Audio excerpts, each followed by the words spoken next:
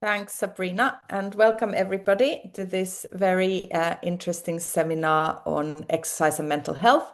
I'm Essi Viding. I am Professor of Developmental Psychopathology at Psychology and Language Sciences, and also the Vice Provost for Mental Health and Wellbeing Grand Challenge together with Arguris Tringaris.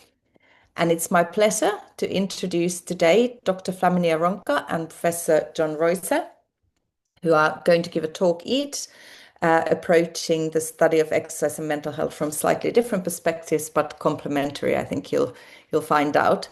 Dr. Ronca's research focuses on developing the field of exercise neuroscience to understand how physical activity influences brain function, performance, and well-being, and then applying this knowledge to real-world contexts such as law enforcement, education, and social impact initiatives. And we've been particularly excited to see the line of work she's developing here at UCL to benefit our own students. Professor Roiser is Professor of Neuroscience and Mental Health at UCL's Institute of Cognitive Neuroscience, which just celebrated its 30th anniversary. And his research examines how brain and psychological processes contribute to symptoms of mental illness and how these mechanisms can be targeted to improve treatment outcomes, with a particular emphasis on disrupted motivation in depression. And he'll be telling you how exercise is particularly relevant for that. Both speakers will give their talks, and we will not be taking questions separately for each speaker, but instead we'll wait until the end. If you think of a question as someone is presenting, please feel free to put it to the chat and I can read it out loud. Or you can also put your hand up with that function if you want to ask the question in person. And the talks will be about 20 to 25 minutes each, and then there will be plenty of time for questions.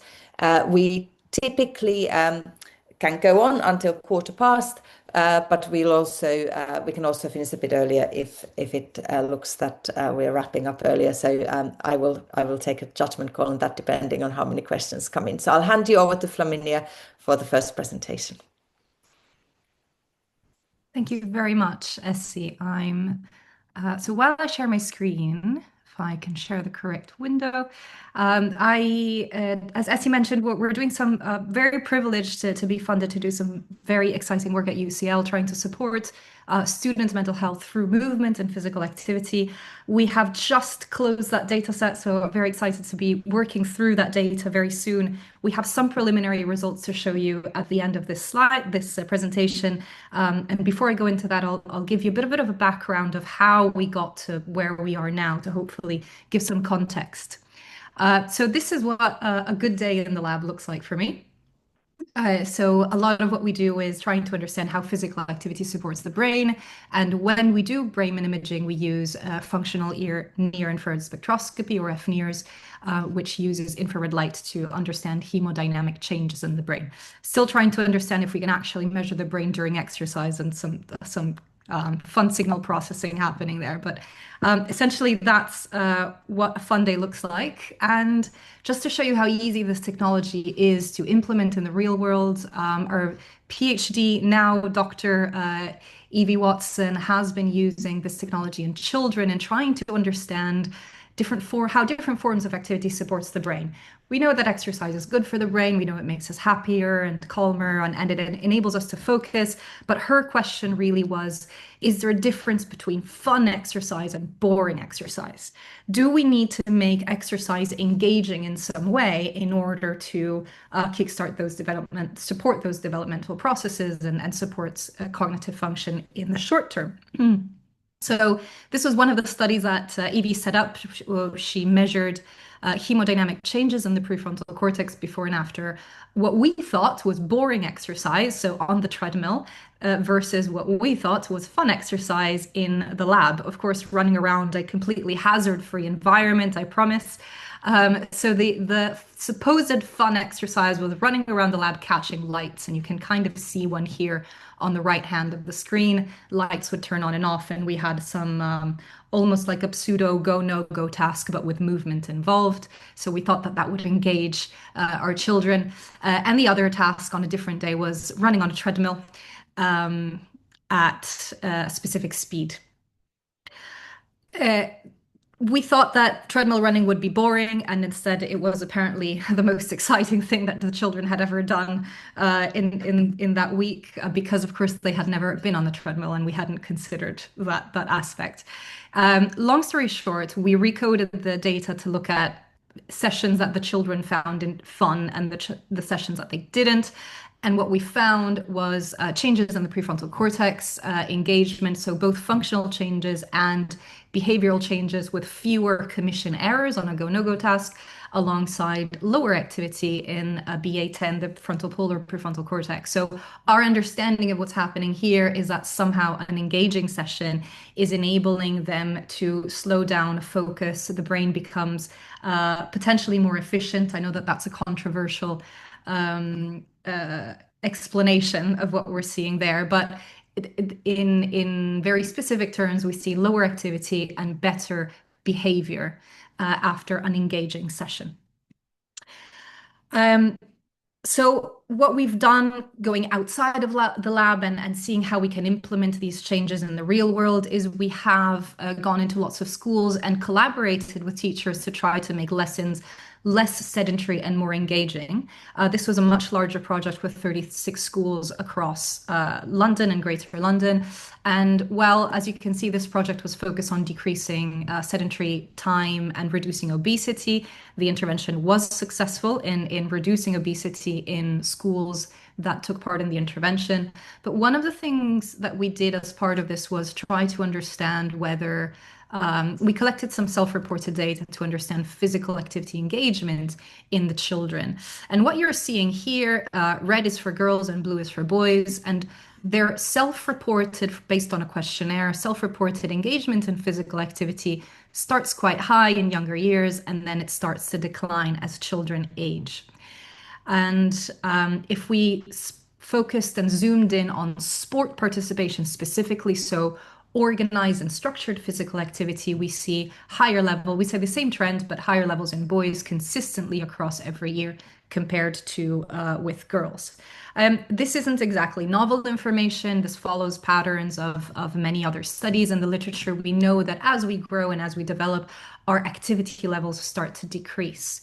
But as I've pointed out, there is a sex difference or a gender difference in this data set.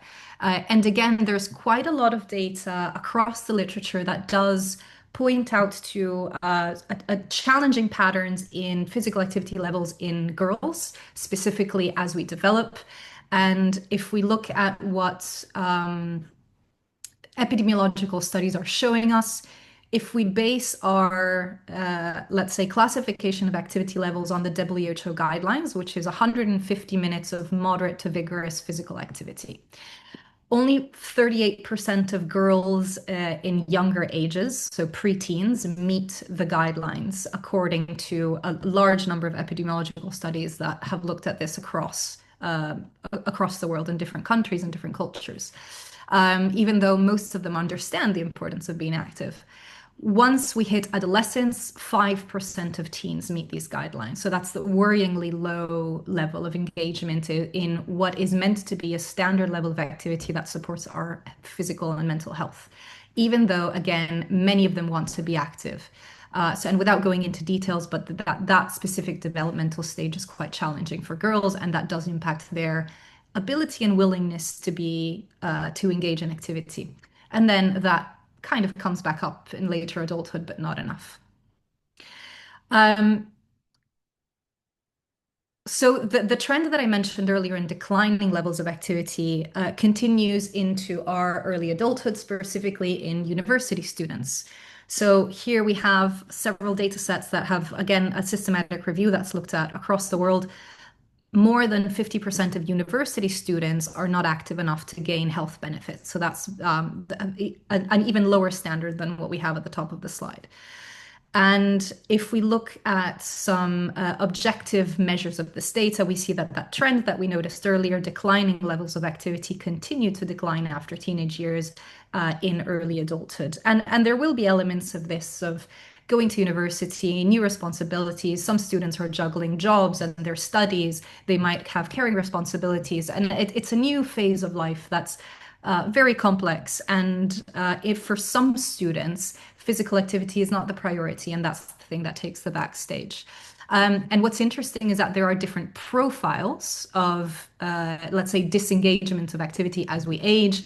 And this is a fantastic study that has looked at these are three different trajectories of students who are just never active since early age all the way to adulthood, and those who start very active, as we've seen in the other data sets, but then decline in activity levels at different rates.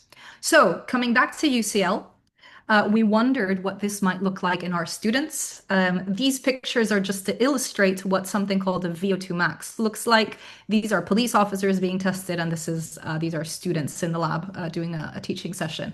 Essentially, you start at a very, very easy level, and then you go higher. The treadmill goes higher and faster, and you keep going until you drop, essentially, which is why we have a harness at the back. So some students do push themselves enough to the point where we need a safety measure. So these are the normative values for outcomes on that test, and where we would like our students to be is up here. And so what we did is we took more than 300 data points from historical data from our lab that we've collected just on UCL students. And as you can see, 20% of our students who have been tested so far sit in the very poor category. So these are levels that you would see in a sedentary, obese, middle-aged adult. So the objective measure of physical cardiopulmonary fitness that we're seeing is quite worrying. We don't have enough, at least in the students that we've tested so far, not enough in the ideal category where we would like them to be. And just in case you're interested in a sex split, the pattern doesn't really differ between males and females in this specific data set. Okay, so you probably have had a similar experience to me. This is what my classroom looked like before COVID, and this is what it looks like after COVID, especially for morning lectures. And I've been wondering where my students end up and why they're not attending my lectures in the morning. So a couple of years ago, we decided to monitor them. So we put activity monitors on them for 7 days, and we sent them some questions morning and evening throughout those 7 days to understand how they felt and what they were doing. So the first question is, when do my students move and why are they not in my lecture theater in the morning? And this is what that data looks like if we average over a 24-hour period, taking from that full 7 days. And if we only map out those who self-report as early chronotypes, they wake up in the morning and they like to be active in the morning. So high activity levels in the morning, and that declines throughout the day. That's what the data looks like if we take one line per student in this category. Then we have our early intermediates, very active in the morning, just slightly later. Our neutrals, bit of a peak in the evening. Our late intermediate chronotypes, so they're going for their sports session in the evening. And then we have our late chronotypes. And as you can see in brown, our late chronotypes, not only do they not have a peak at a particular time, but they're consistently less active than everybody else. So this worried us a little bit, and we wondered if there was a difference between students of different chronotypes and their general activity level. And what we see is that there's almost this linear relationship between students who self-classify as morning types and those who classify as late night types being extremely, a lot more sedentary than everybody else. And how does this map onto mood? So we did morning and evening send the mood questionnaires, and we wanted to understand how they felt. And here we have exactly what we expect. Late night chronotypes have lower feelings of drive in the morning, and they increase as the day goes by. Then we have our late intermediates, our neutrals, our early intermediates, and our extreme early morning types feel much more alert and energized in the morning, and that goes down at night. So this is very much what we would expect to see. And just to give this a little bit more flavor, we have a much larger data set, 350 emergency workers and night shift workers who did this for 2 weeks, 3 data points every day. And what we see is this beautiful, much more complex pattern in mood and affect and various facets. So here we're looking at alertness and how our early morning chronotypes peak around 10 to 11 a.m. and our late chronotypes peak in their alertness much later in the early afternoon. And again, what we are interested in is the fact that our late chronotypes are consistently have this lower level of alertness and positive affect in general. What does this mean for cognitive performance? So we also sent our students some cognitive tasks, going back to the student study. And here we have our late chronotypes who had slow reaction times in the morning on a test of executive function, and those reaction times improve as the day goes by. Then we have our late intermediates, our neutrals, early intermediates, and our extreme early morning types. So the picture now looks a little bit different from our mood, where you almost have this information going in opposite directions. What we have is potentially a disadvantage in the morning for late chronotypes, but everybody starts to then converge towards the evening and the difference becomes much smaller. And we're starting early in the day with a difference of about 200 milliseconds, which is quite substantial.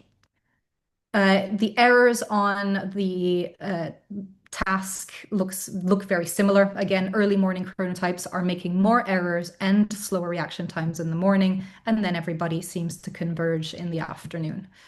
And just to give that a bit more flavor, going back to the emergency worker study, we see a very similar pattern. Here we're just looking at our reaction times on the executive function task with a lot more data, same pattern. Disadvantage in the earlier hours of the morning. Late chronotypes are getting better and everybody seems to converge later on. And then for the more early chronotypes, we see a more stable pattern and better performance earlier in the day compared to late chronotypes. Okay, so of course you'll be telling me that all of this is cross-sectional, causation, not correlation, not causation, apologies. And there are lots of systematic reviews and epidemiological studies that do point to the fact that later chronotypes are more likely to be sedentary, to be obese, to have poor eating behaviors, to exhibit depressive symptoms, and to have a high risk of cardiovascular disease. So we wanted to see if we could actually do something about this. And rather than eating ice cream, we developed the Active Minds project in collaboration with the student union. It was funded by the Grand Challenges.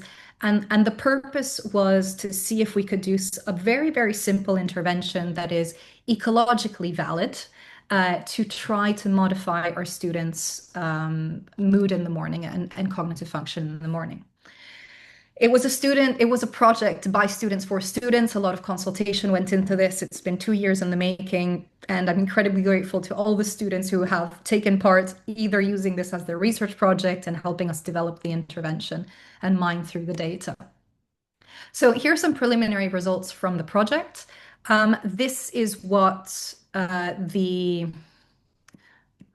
Sorry, there we go. Okay, so we used Garmin watches. We gave a Garmin watch to our students for 8 weeks. What you see here is the difference between the intervention group and the control group in their activity level. So we're just checking from an objective standpoint, are they adhering to the intervention? So intervention group is doing exercise for 6 weeks.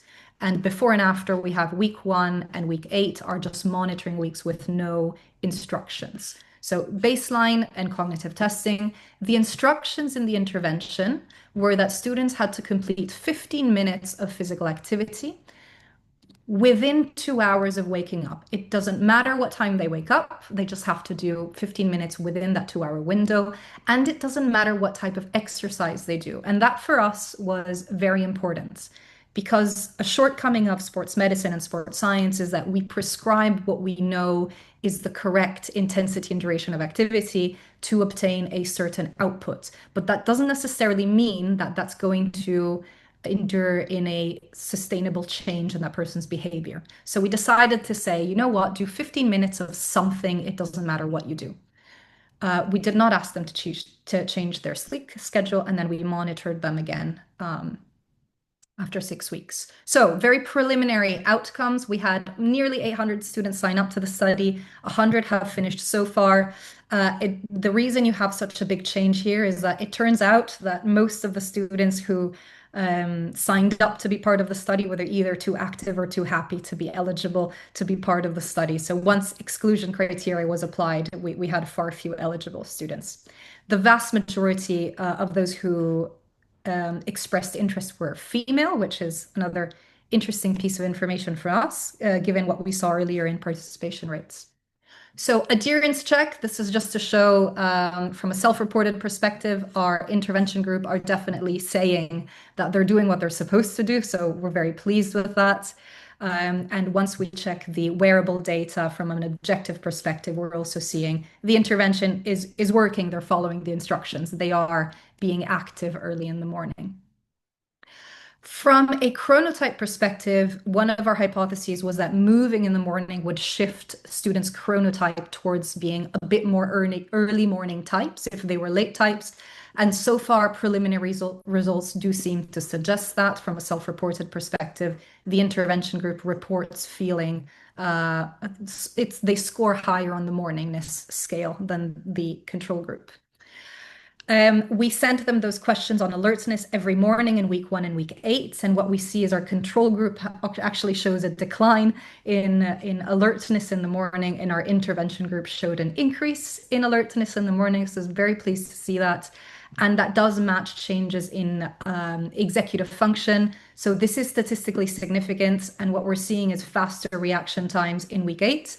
You see that both groups are improving because there is a learning effect. However, the change was stronger in the intervention group. So they're getting a bit faster, which is nice to see early in the morning. You might have noticed in the data I showed earlier that when we started, so week 0 monitoring, they were all quite sedentary. They followed instructions to the intervention group, but in the week 8, many of our students returned back to their baseline levels of activity. So there wasn't really the sustainable change that we were hoping to see. And I'll show you why this is important. Weeks 1, 7, and 8, we also sent these morning mood questionnaires. And what we can see is that in week 7, our intervention group report feeling more energized in the morning. But in week 8, that goes back to what it looked like in week 1.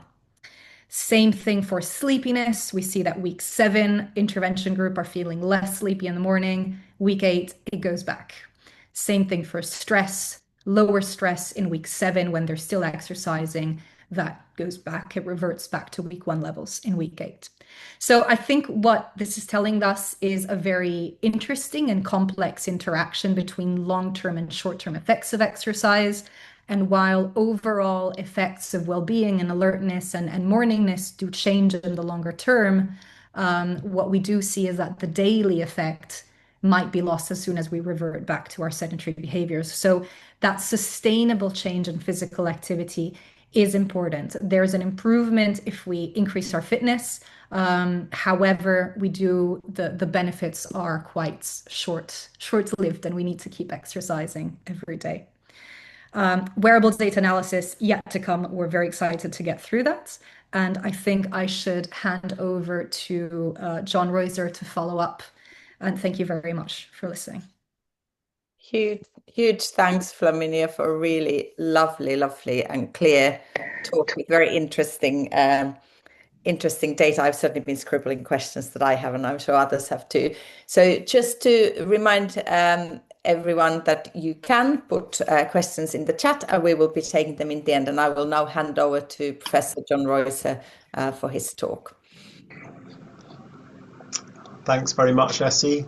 Hopefully you can see my slides okay. So hello everyone, I'm John Roiser, as Essi said, from the UCL Institute of Cognitive Neuroscience. I have been interested in motivation and depression for a very long time, as Essi mentioned. And then around 5 years ago, we embarked on this new area of activity, which I wasn't particularly familiar with previously, around physical activity, which has been kind of all-encompassing since, and I'm very happy to share some of the results of some initial analyses today, as well as explaining some of the context of what we've been trying to do, and why. And thanks very much to Flaminia for kind of really setting this up. I suppose my talk is sort of more complementary, looking at the cumulative effects over time and more in the affective domain. But certainly, the acute effects are also extremely interesting, and I certainly feel like I benefit from my cycle ride to work in the morning and feel a bit sharper than if I had taken the tube. So I'm just going to start out by just talking about the mental health effects of physical activity, which are really quite pronounced for people who aren't familiar with this field, and I certainly was surprised when I started digging into it. This is John, just can you put it on a? It's not on full screen for us. We can see on. Okay, sorry. If you can click the full screen button, that would be great. I think what I've got to do then is. Yeah, and someone was saying that on the chat as well. Yeah, so apologies. I did try very hard to share the correct one. Did you not cycle to work this morning? Maybe not. Very sharp. Okay. Any good? Is it on right now, Essi? Thank you. Sorry about that. So this is just the acknowledgement slides for when I inevitably run out of time at the end, and I just important to say that so many people involved in this work, including Flaminia, who's involved in our current study, and her colleague in the Institute of Sports and Exercise Health, Mark Hamer, who's been a very important collaborator for several years, and many other people besides on the depression side, on the exercise side. So, as I mentioned, the mental health impacts of physical activity are actually quite pronounced, and they're so well documented now. There were over 200 randomized controlled trials in this area, actually, that it's actually recommended by NICE. But you'd be very lucky if you were to go to your doctor with depression and they were to prescribe you some lovely series of classes which would be provided for free on the NHS for physical activity. And I think in part that might be because we don't really know how physical activity works for mental health, and that's one of the things that I'll talk a little bit later that we're trying to find out. So just a kind of quick bit of data in this area, and as I said, there is a huge amount of data. So at the top here, just some epidemiological data. Sorry, let me just turn my pointer on. Showing that this is in 1 million people from the US, looking at the relationship between good mental health days, or good or bad mental health days, so this is bad mental health days over the past month, that's what was measured, and how frequently people were doing some level of even moderate physical activity, which could even just include, a brisk walk around the park for, 20 or 30 minutes. And so what you can see is there's a very clear improvement in people's mental health days as you start to ramp up the frequency of physical activity. And about 12 days a month seems to sort of plateau out a little bit, but actually keeps improving up to 2/3 of the day a month. And then only right at the end we see this curve tick back up again in the opposite direction. And that's probably people who are doing really an excessive amount of exercise, maybe even on a compulsive basis, maybe actually reflecting some kind of mental health problems. But of course, as Flaminia said, correlation does not equal causation. We need randomized controlled trials to help understand that, and I should say other types of evidence like genetic evidence from Mendelian randomization, for example. There's also some good evidence out there, but this is just the results of a meta-analysis of randomized controlled trials in the field. You can find about 3 or 4 of these published every year. People in the physical activity and mental health field have a great love of publishing meta-analyses. And so this one, I think, was from 2 years ago. We actually wrote a nice commentary piece on it for the mental health website, if anyone wants to look it up. And they really found that kind of these aerobic forms of physical activity like walking or jogging showed the greatest effect size. This is a standardized mean difference here. So this is about 0.6, 0.7, and that is, about the same kind of size of effect you'd expect to see from a recognized intervention like cognitive behavioral therapy. Of course, it's a little bit difficult to compare apples and oranges in relation to the control groups that are involved, but I think the take-home message is that you do see really quite clear, robust evidence with a pretty respectable effect size for treating people who are currently experiencing clinical levels of depression. So we've got this very substantial effect of physical activity on symptoms. But when you're doing physical activity and in the aftermath of physical activity, all sorts of changes are happening, changes in your brain, changes in your body, and it's actually very difficult for us to understand at the moment what exactly is driving the improvement. And the reason it's difficult to understand what's exactly driving the improvement is because what you need to do to answer that question definitively is actually embed understanding some of these changes in the context of a randomized controlled trial. What a lot of studies unfortunately do is just look before and after, but then of course you never really know whether such changes might be non-specific, and if people have been doing some other form of activity, then maybe you'd have seen them anyway. And one line of research that was sort of started to be popular when I was a kid back in the 1980s is this idea that it's all about the endorphins, and I always like to try to disabuse people of this misapprehension in these talks, because there was all this idea of the jobber's high and how people were feeling great because it was like releasing opiates into their, releasing endogenous opioids into their system. And again, that was subject to this sort of problem with the before and after type nature of the experiments. And in addition, that the selection bias was pretty stark in these studies, because they tended to only study people who enjoyed running marathons. And so in the people who enjoyed running marathons, they would see they felt great after the end of exercise.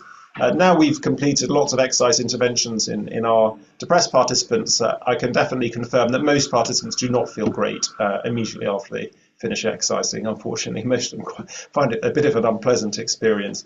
But it turns out that if you block the opiate system, if you give people an antagonist, then you still get the jogger's high. So it's definitely not the endorphins. It must be something else going on.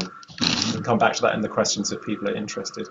So that's the sort of evidence that I wanted to present from a clinical perspective. And now I want to talk about the framework that we're using and our theory about what we think is going on with exercise and depression. Because if it's not endorphins, then it must be something else. So we've kind of coalesced around the idea of motivation, and in part because this is something I've been interested in for a long time, and in part because of lots of clues that are sitting out there in the literature, which I'll describe on the next couple of slides' time. So you might think, well, why is motivation important in depression? Well, motivation is actually kind of a central symptom in depression through this symptom of anhedonia, which is the loss of interest or pleasure in previously enjoyable activities. And it commonly goes along with other depressive symptoms like fatigue and difficulty in decision making. And collectively, those are known as interest activity symptoms. And importantly, they're associated with a poor response to standard antidepressant treatment. So we're not very good at treating interest activity symptoms. Here's a couple of studies in the top right here which demonstrate this. This is a large study from the Institute of Psychiatry called GenDep. And they showed that if you do the clustering analysis on the symptoms, then you can identify this interest activity cluster. And the people in the top quintile, so the top 20% of experiencing these symptoms, are way less likely to respond to a standard course of antidepressant treatment than are those in the bottom quintile. And then they went on to, this was a machine learning study, so this is in the Discovery data set, and they went on to replicate that in an independent data set called STAR-D from the United States. So really strong evidence there that these interest activity symptoms are not very responsive to standard treatment. So we need other types of treatment for them. And then another reason why I think this is interesting is because we commonly hear from patients the experience that things feel like there are a lot of effort in depression, or things feel like they're very tiring in depression. And in some cases, in severe cases, this could even extend to people who feel it's too tiring even to leave the house or even to get out of bed in the morning, because it feels like that's going to be a lot of energy. And that's important because that suggests there might be some kind of cognitive element going on here. And one of the bits of brain function that we think is really likely to be important is this neurochemical called dopamine, which we've known for many decades is important in motivation and reward processing through extremely intricate animal experiments, including direct manipulation of dopamine circuits using modern neuroscientific techniques. But there's actually also plenty of evidence in humans. So here I'll just point to one study conducted by my former PhD student Harry Costello in patients with Parkinson's disease who undergo dopaminergic degeneration over several years. So they initially present with certain symptoms, typically movement symptoms, but there's also quite a high burden of motivational symptoms like apathy and anhedonia. And what Harry showed in this large longitudinal data set is that as people's dopaminergic degeneration increases, that's this dopamine transporter measure, which is measured using a brain scan. So as you can see, the dots are moving gradually to the left-hand side of the graph here as the dopamine neurons degenerate. The more that happens, the more you see this association such that the people who experience the greatest degeneration, and this is even after controlling for the motor symptoms, are the ones who are most likely to experience these motivational symptoms. So we've been very interested in this area for a long time. We wrote about 15 years ago the first review paper on reward and punishment processing in depression, where we managed to fit the entire literature into 4,000 words. I can tell you that would not be possible today. And so really I'm just going to focus on one aspect, which is in this decision-making domain, which I was talking about with the effort discounting, and just explain how we go about trying to measure motivation briefly. So this is what we do with a cognitive test. So we use something called the apple gathering task, which was developed by my former colleague at ICN, Masood Hussain, now in Oxford. And he came up with this task together with his students, where you basically present people with an offer, a certain number of apples that they can win, which correspond to monetary reward, and then tell them how hard they would have to squeeze in order to obtain these apples. And then basically the participants are just asked, well, would you like to take the challenge and try and get the apples, or would you like to reject it and just move on to the next trial because you don't think the reward is worth the effort? And then if they accept, then they have to squeeze on this grip squeezer, which is very important, as I'll come on to in a second, and to reach a certain level on the trunk. And this is equivalent to shaking the tree, and then they shake the apples down, and they win the apples, and they move on to the next trial. And they go through various different levels of reward and various different levels of effort. These are all combined with each other. And then overall, you can get this lovely profile of people's effort-based decisions. Now, one important detail here is that when you're using this grip squeezer, you can actually calibrate the level of effort required to each individual in order to make it approximately equivalent for each person. So initially, you just calculate their general squeezing strength, ask them to squeeze as hard as they can, and then you can calibrate that according to the percentage that they manage to achieve during the calibration in the main task. And importantly, we never go up to 100% here, so we only ever go up to 80%. And that's important because that means we can guarantee that every person in the study is actually able to achieve this 80% grip strength level. So if they don't want to do it, if they decide to say no, it's not because they can't do it, it's because they don't want to do it. And so that decoupling of can't do it, won't do it is very important in terms of making inferences here. And so typically what we see, as I said, is this pattern. And very interestingly, people are very unwilling to put effort in at the highest level, and especially for low rewards. And I really think it's worth reflecting here that this does not make any sense from the participants' perspective, because the main reason the participants come to take part in our experiments is to earn money. And so what they're doing here by rejecting these offers is actually foregoing the opportunity to win money. A very small number of people will accept everything, but almost everybody else is showing this characteristic pattern where at the higher levels of effort, at the lower levels of reward, they're not willing to engage. And we've previously found in a depressed population that individuals with both current depression and previous depression, so depression that's basically got completely better, sometimes through treatment, but sometimes just by itself, are less willing to put in the effort in order to gain reward. And that applies across all different levels of effort and all different levels of reward. We've actually conducted quite a complex computational analysis to show this, the paper here in Psychological Medicine coming out shortly. And you can see here on the plot on the right that the overall willingness to accept effort is just generally lower, both in the currently depressed and the remitted depressed group in comparison to never depressed groups. So this suggests that there's something about the weighing up of effort or reward and the general tendency to be willing to engage in effort, which seems to be different in these two groups. And so that actually was the basis for our kind of core hypothesis here when we were going into our work in exercise.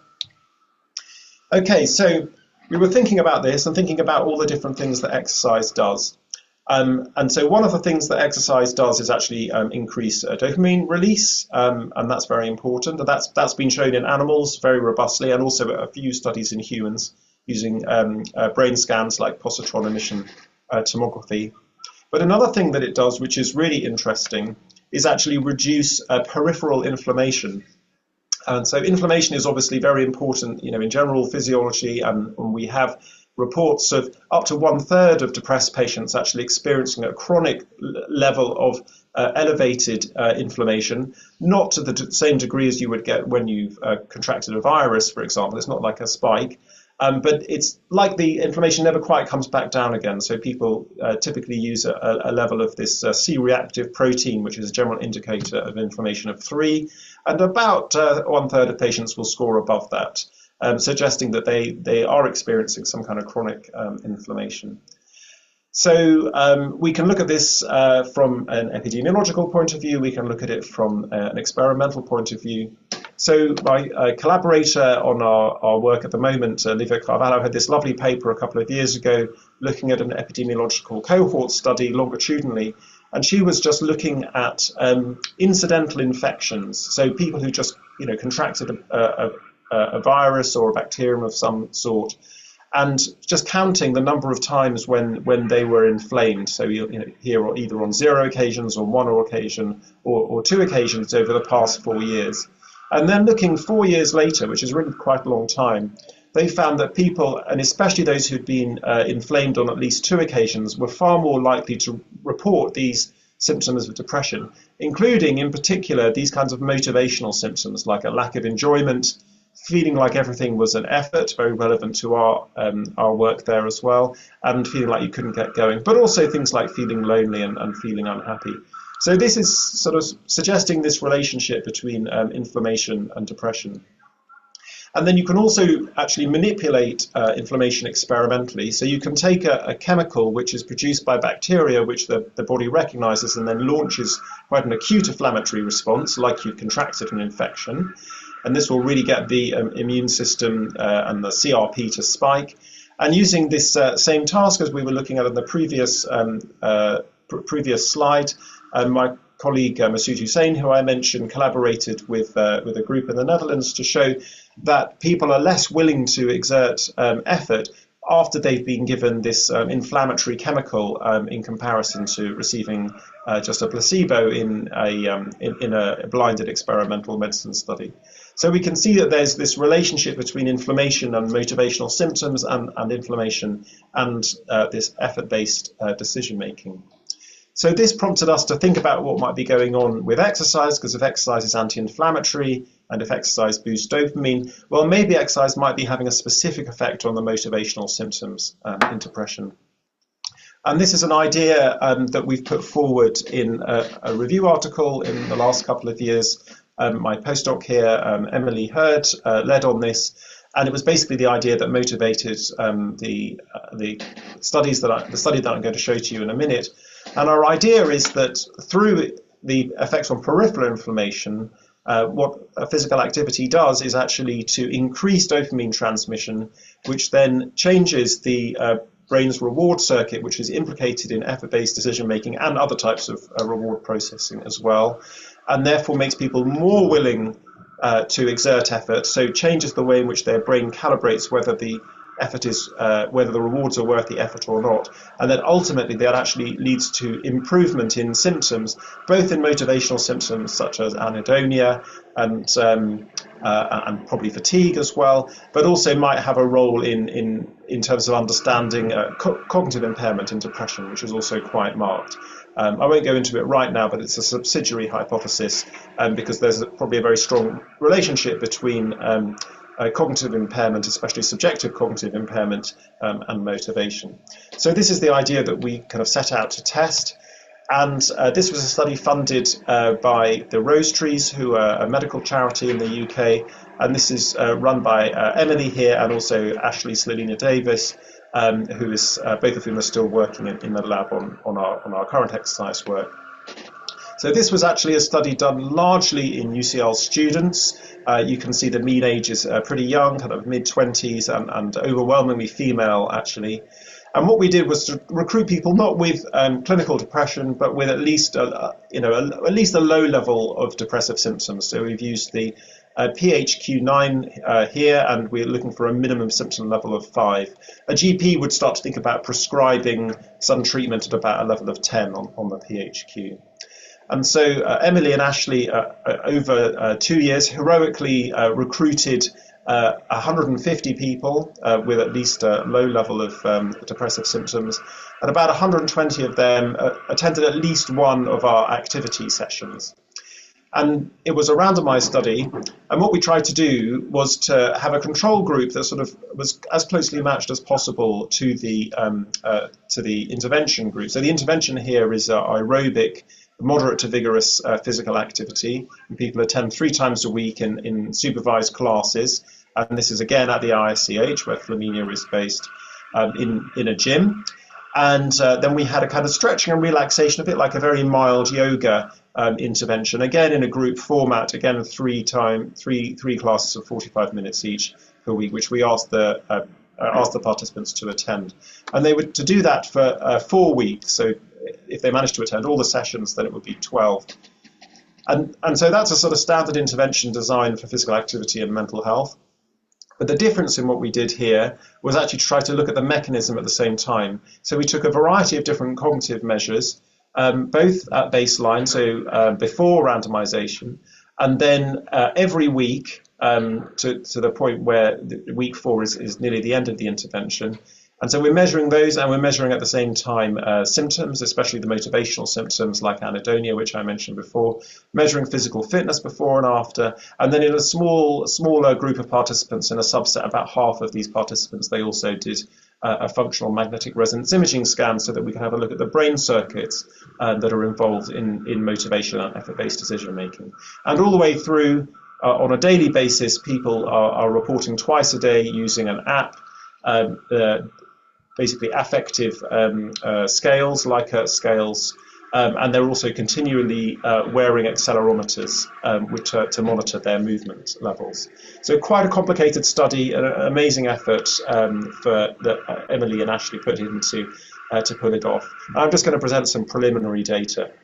So remember here, our hypothesis is that really we should be improving specifically motivation, and we think effort-based decision-making as well, and the brain circuits that go along with that. So this gives just an idea of the characterization of our sample. Most people provided quite high-quality data, and this really provides objective evidence that people going into our study here are largely inactive. So we're basically selecting only people who don't currently exercise or do yoga on a regular basis. And this is important because, of course, it gives a high confidence that any changes due to increasing the activity will be detectable. So if we look at the average composition of daily activity, you can see that most of the time people are sedentary in purple, or asleep in blue. And then we've got a small amount of what we call light physical activity. This would be like walking, and a small amount of moderate to vigorous physical activity here. And in terms of, if you just look at the steps, for example, you can see that most people are getting fewer than, say, 10,000 steps a day, and you can see the amount of vigorous activity. This is minutes per day, so less than 10 minutes vigorous activity per day for most people. This would probably be something like running for the bus, or being in a hurry to get to class, or something like that. Whereas there's a bit more in terms of the light and the moderate physical activity, probably walking around campus most of the time. So we've got a largely inactive group. We're using these Active Insights activity monitors. So this is what we see in terms of symptoms, and all the way through you'll see the red or kind of maroon colour here is the moderate to vigorous intensity group, so that's about 60 people, and then the stretching and relaxation group are going to be in the blue. And of course you do get variable amounts of data as we go through, so not every participant does actually report on the mobile phone at every time point. So what you can generally see in the top half, we've got largely positive reports of affect, and they tend to be going up, so people are feeling better as they go through the intervention, but actually quite similarly for the control group and the intervention group. The only difference that we found is actually on this rating of enthusiasm, which of course very related to motivation, and there we do seem to see a bit of more marked change in the moderate to vigorous intensity group. And then all of the negative affect reports are going down, so people are getting less worried, less lonely, less down, but that didn't actually seem to distinguish the groups on any of the measures. What about in terms of the symptoms? So this is looking over the 4 weeks. So you can see that, so this is the depression score, the PHQ score. Remember, 5 is our minimum to get into the study. 10 is about where a GP would start to think about prescribing something. So they are getting better, and that's probably just partly expectancy or placebo effects, and partly as a result of doing something, a bit of behavioural activation probably over the course of the study, but it actually seems to be pretty similar between the two groups. Similar with anxiety, they're both groups getting a bit better, a bit less anxious, but to a similar extent. And fatigue actually didn't change quite as much. The only place where we're seeing a really clear signal that differentiates the group is here with the anhedonia measure. So this is our measure of interest or pleasure, called the temporal experience of pleasure scale. And here a lower score indicates more anhedonia, so they're basically experiencing more interest and pleasure in the moderate to vigorous intensity group as they're going through the intervention, in comparison to the stretching and relaxation group, who are largely flat here. And then we're measuring effort in this study. We're measuring effort both using a physical effort task and a mental effort task. I'm just going to talk to you about the mental effort task, which is where we've got more data. And basically, participants are doing this as a computer game at home, so they're not coming in for testing in this case. And so we need something that we can deliver remotely. And so here the mental effort itself is actually quite a simple one. It's just classifying a series of digits as being odd or even. So here they would have to say odd, they'd have to say even, and then odd, and then odd, and they have to do this for 10. And they have to do it as quickly as possible. Again, we calibrate the time to their own ability. And then we manipulate the difficulty according to the amount of times they have to switch their response. So it's very easy if you can just go even, even, even, even, even, even, even. But if you have to go even, odd, odd, even, odd, even, odd, odd, even, then actually that's much more challenging. And so that's the different effort levels here. And then similar to the other task, we give them different reward levels. And this is just a validation study run by my former PhD student, Hugo Fleming, basically showing that we see the expected effects. You can see them most clearly here at the lowest reward level, that people are less willing to exert effort for the most difficult level, even though they can definitely do it. This is a relatively simple mental effort task. And so this is what we see. This is coming on to my last slide now, which is it's a bit of a complicated pattern of results because everyone gets a bit bored of this task. So the first time they do it, they're all really willing to engage and say, yes, we'll do lots of these digit classifications, and then that quickly drops off. But what you can see is that it drops off to a greater extent in the stretching and relaxation group here than it does in the moderate to vigorous intensity, such that overall the people assigned to the moderate to vigorous intensity are more willing to engage in their mental effort than are the control group.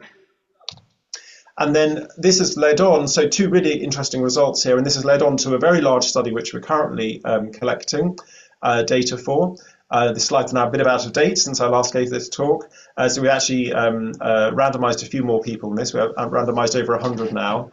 And so this has got a very similar design, but it's actually in currently depressed patients. We're recruiting through primary care, and we're doing a longer intervention, so an 8-week intervention, which is more aligned with the rest of the literature in the field. So we're more confident of seeing an antidepressant effect, and a much more extensive suite of mechanistic investigations. So in addition to the symptoms, of course, and the cognition, we've got a much better fitness test here.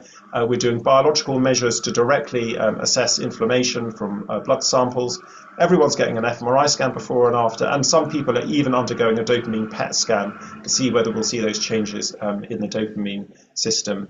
And so that's very much ongoing. And we've got a massive group of, massive team of researchers working on this, and countless master students over the years as well. So hopefully in 2 years' time we'll be able to come back and show you some similar results actually in a clinically depressed group. And I'll just finish by saying that exercise is also important for mental health in other conditions. Not much work in bipolar disorder. There's some very interesting studies looking at cognitive enhancement in schizophrenia. That's this meta-analysis on the right here, which is consistent with our hypothesis. We're also expecting to see a cognitive enhancing effect.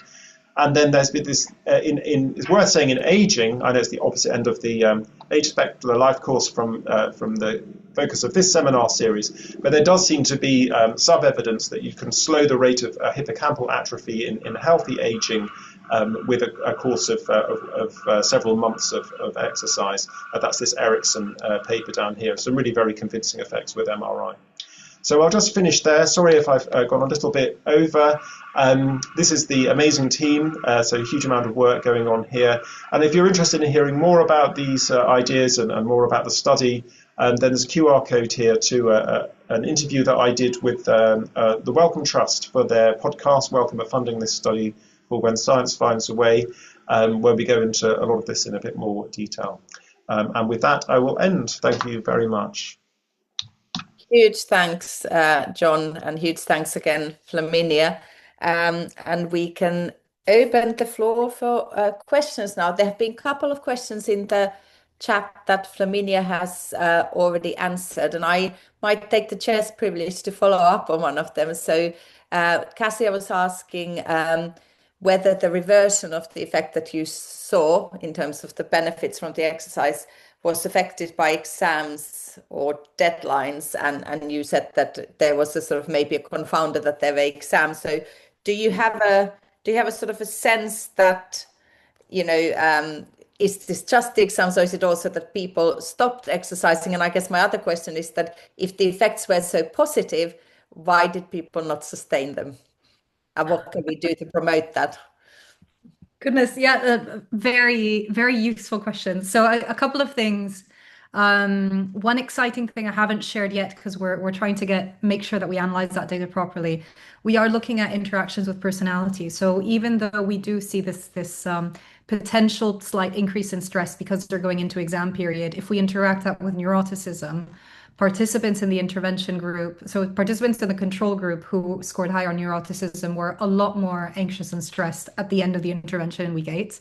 So again, potentially during this exam time, but we didn't see that increase in the intervention group in high neuroticism participants. So there's a bit more flavor to that week 7 and week 8 effect. Your other question was about why didn't they sustain it? That's a good question. I could blame it on exams and say they were so stressed and going into them. What we do have is, so the reason we set up the study the way we did without giving a very prescriptive instruction was because we wanted to use this as an opportunity to learn about our students. So we have collected lots of self-reported information. What were they doing? With who? Were they indoors? Were they outdoors? Did they use UCL activities or not? And so on. So we're starting to look through that information to understand what drove dropout levels and what drove more sustained engagement.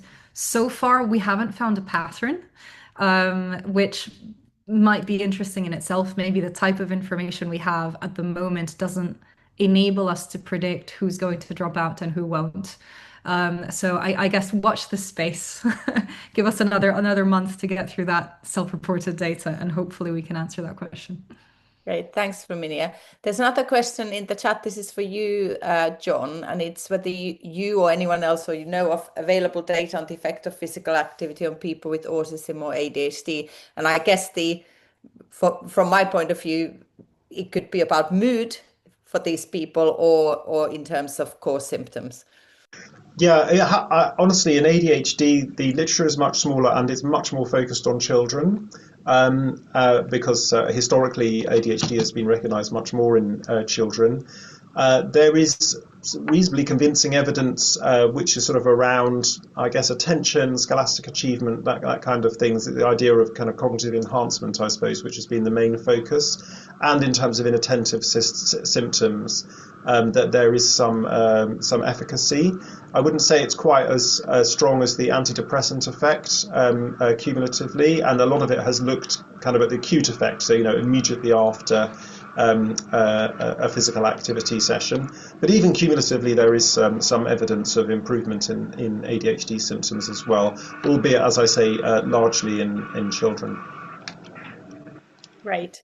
Now, if people have additional questions, you can put them in the chat or you can raise your hand.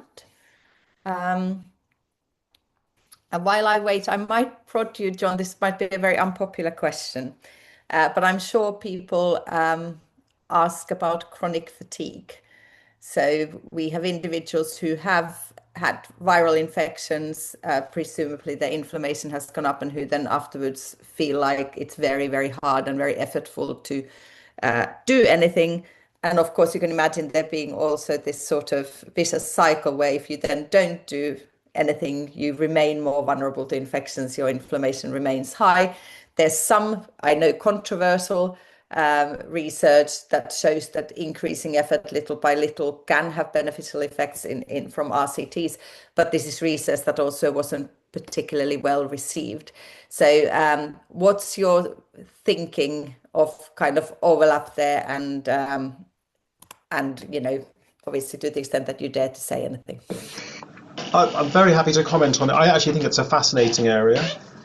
So the first thing that's worth saying about chronic fatigue is that it's important to remember what the diagnostic criteria are. And the diagnostic criteria are that there cannot be an alternative explanation of some kind. So we kind of have to rule out depression, rule out some kind of physical comorbidity that could be causing the fatigue. It turns out actually that in a lot of women who experience chronic fatigue, it ends up that they actually have an iron deficit, is often treated with iron. So it's important to bear those things in mind. If in our study we think the level of physical activity that we're talking about, and especially the jump from sedentary to moderate to vigorous physical activity, is probably a contraindication. So chronic fatigue would be a contraindication because it could potentially exacerbate the symptoms. So we actually exclude chronic fatigue from our study. That said, as you say, there is some mixed, potentially controversial evidence around what's called graded exercise therapy, which sort of involves ramping up, but very, very slowly from a baseline where people are basically totally sedentary, just to try to get them to do something. And it seems to be a very mixed picture. Some people do seem to benefit and actually recover, and other people it's really quite detrimental. And probably what we're looking at here, as in mental illness, is that there are different pathways, there are different mechanisms driving the chronic fatigue in different individuals, some of which are indeed responsive to some kind of physical activity intervention, and for some of them it doesn't seem to have an effect or even counterproductive. So I think it's quite a mixed picture, and I would certainly say people should be cautious. If people experience chronic fatigue, about jumping straight into a quite a high intensity type of physical activity. If you're going to do anything, it's probably best to ramp up, but obviously only in discussion with a clinician. Great, that's a really helpful, comprehensive response. I don't see any further questions in the chat. I want to give an opportunity for someone to raise their hand if they want to. But if I don't see a raised hand, I'm assuming people are desperate to catch a coffee or a late lunch or something. It remains for me to then thank the speakers for a really outstanding session. That was absolutely fascinating and really exciting to see this really groundbreaking work happening at UCL. And I'm also reminding people to take a look at our conference that is happening next month, which is in person. Please sign up for it. Lots and lots of different interesting work presented there too, and an opportunity to meet other people across UCL working in different fields. And I put a link up to the chat where people can sign up. So thank you, everyone, and thank you to the speakers, and next month in person at a conference.